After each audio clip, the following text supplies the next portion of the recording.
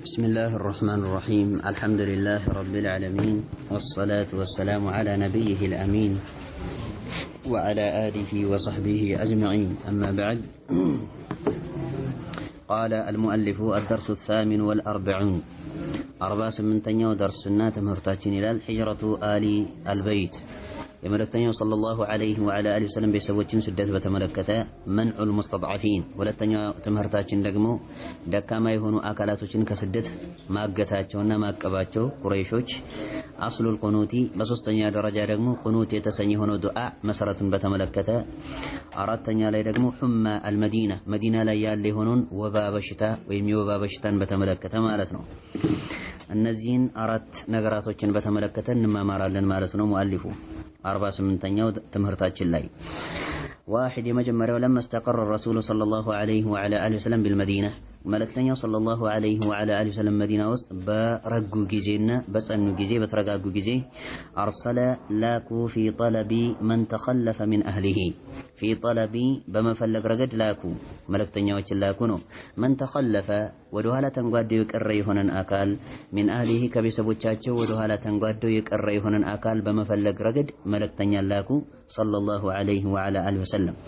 ፈኸረጀ መዐሁም ከሳቸው ጋርም ደግሞ ወጣ አብዱላህ ኢብኑ አቢ በክር ቢማዕና ለስደት ማለት ነው። ከተላኩት ከሆኑት አካላቶች ጋርና ከመልእክተኛው ሰለላሁ ዐለይሂ ወዐላ ወሰለም ቤተሰቦች ጋር ማለት ነው። እንግዲህ በስደት ላይ ማን ተከተላቸው? አብዱላህ ኢብኑ አቢ በክር የተሰኘው ጋሩ ሰውር ውስጥ ሳሉ ማለት ነው። ምን ይዞላቸው ሲመጣ የነበረ ዜና ይዞላቸው ሲመጣ የነበረው የአቡበክር ረዲየላሁ ዐንሁ ልጅ ማለት ነው። አብሮ ተከተላቸው። ወቀድ መነዐ ሙሽሪኩ መከተ በርግጥ ከልክለው ነበር። ወቀድ መነዐ በርግጥ ከለከሉ ሙሽሪኩ መከተ መካ ላይ ያሉት ሙሽሪኮችና አጋሪያኖች ከልክለው ነበር።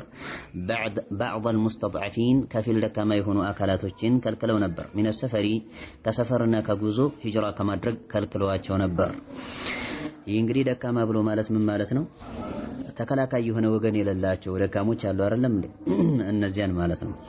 ወዐዘቡሁም ቀጧቸውም ነበር። እንደዚህም ቀጧቸውም ዐዛበን አሊመን አሳማሚ የሆነን ቅጣት ቀጧቸውም።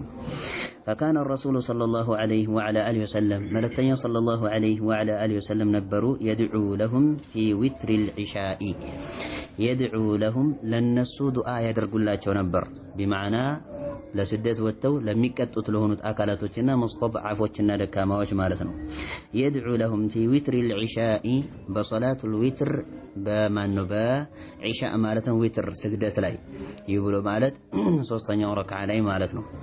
የዒሻ ዊትር ብሎ ማለት ሶስተኛው ረክዓ ላይ ማለት ነው። ወሶላቲ ሱብሒ እንዲሁም በሶላቱ ሱብሒ ላይ መልእክተኛው ሰለላሁ ዐለይሂ ወዐላ አሊሂ ወሰለም ፊ ረክዓቲ الأخيرة እዚያ ላይ ዱዓ እና ቁኑት ያደርጉላቸው ነበር።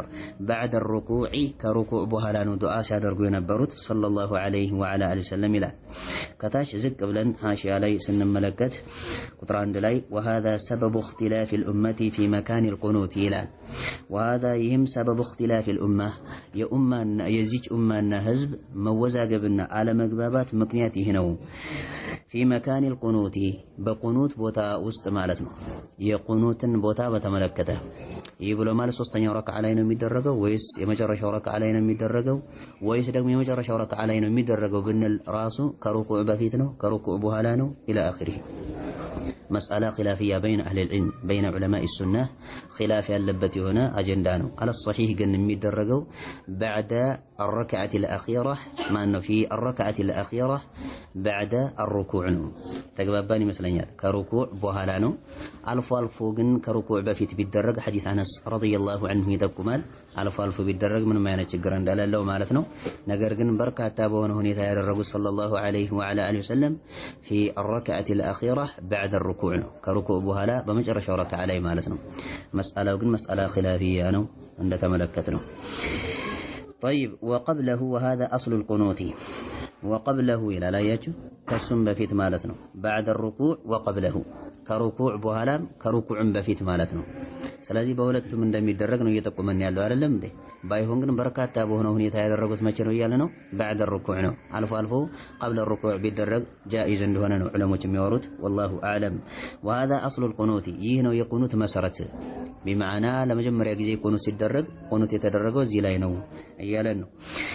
الرابع بارتنا درجة وأصابت كثيرا من المهاجرين حمى وأصابت أجنتالج كثيرا بركة من المهاجرين كمهاجروች እና ተሰዳጅ ከሆኑት ከመካ ሰዎች حمى ወባግንታቸዋለች ወደ መዲና ሀገር በሚቀይሩበት ጊዜ ማለት ነው አየር አልስማማ ይላቸዋልና ማለት ነው የተግባባን ይመስለኛል ከታች ዝቅ ብለን ሐሺያው ላይ እንመልከት لأن هواء المدينة ምክንያቱም የመዲና هواء እና አየር لم يكن موافقا لهم እነሱን የሚስማማቸው አልነበረም في أول الأمر በመጀመሪያው ጉዳይ ውስጥ ተሰደው በሄዱበት በሆነው በመጀመሪያው ሂደታቸውና ጉዟቸው ውስጥና ጉዳያቸው ውስጥ አልተስማማቸውም ነበር የሰው ልጅ አየር በሚቀይርበት ጊዜ በሽታ ሊጸናወተው ይችላል ይሄ ግልጽና ግልጽ የሆነ ነገር ነው فدعا الرسول صلى الله عليه وعلى اله وسلم ربه ملكتنيهم صلى الله عليه وعلى اله وسلم ፈጣሪያቸውን ተማጸኑ بنقلها እችን በሽታ ሁማ የተሰኘችውን የወባ በሽታ አላህ እንዲያሸጋግራትና እንዲያዘዋውራት ወደ ሌላ አቅጣጫ እንዲወስዳት ማለት ነው ዱዓ አድርገዋል فاستجاب الله دعاءه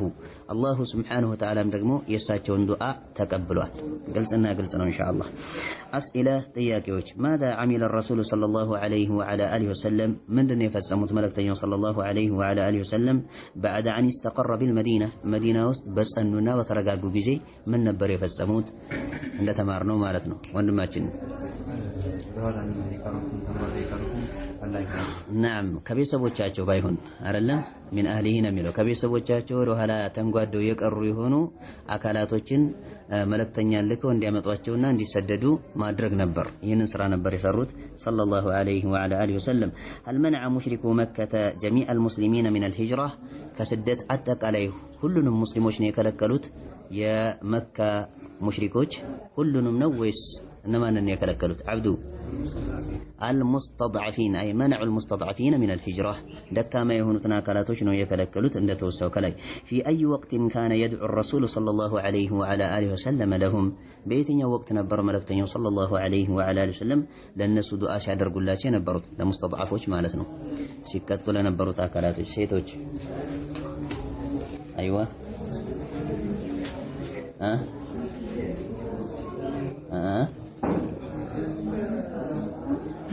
نعم في قنوت صلاة الوتر يعلم ده في قنوت في منه في وتر عشاء من صلاة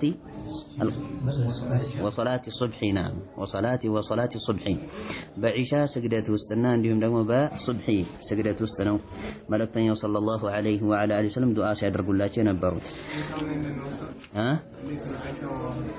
እንዴት ሶላት ሊከናወን ማለት ነው ነገር ግን እንደተነጋገር ነው على الصحيح የሚደረገው በየትኛው ላይ ነው ብለናል ኺላፍ ያለ ከመሆኑ ጋር በመጨረሻው ረክዓ ነው في الركعة الأخيرة بيتناغر ያለው በተደጋጋሚ አይደለም على الصحيح ነገር ግን ሶስተኛው ላይ ነው የሚደረገው በሚሉት ዑለሞች አቋም ከተጓዝን ቁኑቱ ከተደረገ በኋላ ከእንደገና ሌላ አንድ ረክዓ ይቀራል ማለት ነው አይደለም እንዴ ከዚያ ወደ ሶላት ይገባል የተግባባን ይመስለኛል ስለዚህ ዱዓውም ራሱ ምን ሊሆን ነው ከሶላቱ አካል ሊሆን ነው ማለት ነው እኮ በዛን ሰዓት የሚደረግ የሆነ ዱዓ ከሶላቱ አካል ሊሆን ነው ባይሆን ግን على الصحيح መጨረሻ ላይ ነው የተደረገው እንጂ ሶስተኛው ላይ አይደለም ماذا أصاب المهاجرين في المدينة من دون ያገኛቸው ሙሃጅሮችን መዲና ውስጥ ሳሉ ወደ መዲና ከተሰደዱ በኋላ ምን አገኛቸው ወንድማችን ወባ حمى المدينة አጋጥሟቸዋል الخلاصة ما سرع بعث الرسول صلى الله عليه وعلى آله وسلم ملكتنيو صلى الله عليه وعلى آله وسلم لكوال في طلب من تخلف لا بمفلق رقد لكوال من تخلف ودهالا تنقاد يقري هنا أكل من أهله كبسوچاچو ودهالا تنقاد يقري هنا أكل عندما تقول الله ملكتنيا لكوال فجاءوا مع عبد الله بن أبي بكر الناس ደግሞ መጡ ይዘው መጡ ነው مع عبد الله بن أبي بكر كعبد الله بن أبي بكر ጋር መጥተዋል ومنع المشركون المستضعفين دكما يهونو አካላቶችን ሙሽሪኮች ከልክለዋል አዩሃጅሩ ሊሰደዱ ማለት ነው አዩሃጅሩ ሊሰደዱ ከልክለዋቸው እንዲሁም ቀጥተዋቸዋል እንዳሳለፍ ነው فكان النبي صلى الله عليه وعلى اله وسلم يدعو لهم ملكتኛውም صلى الله عليه وعلى اله وسلم ለነሱ ዱዓ ያደርጉላቸው ነበር وهذا اصل القنوت ይህም ደግሞ የቁኑት መሰረት ነው እንዳሳለፍ ነው ከላይ في الصلاه በሶላት ውስጥ ቁኑት የተሰኘ ሆነው ማለት ነው መለኮታዊ ተግባር መሰረት ይህ ነው خلاصة الدور الثاني نقنمر إن شاء الله نكتفي بهذا المقدار سبحانك اللهم وبحمدك أشهد أن لا إله إلا أنت أستغفرك وأتوب إليك رياض الصالحين مع النبي ستين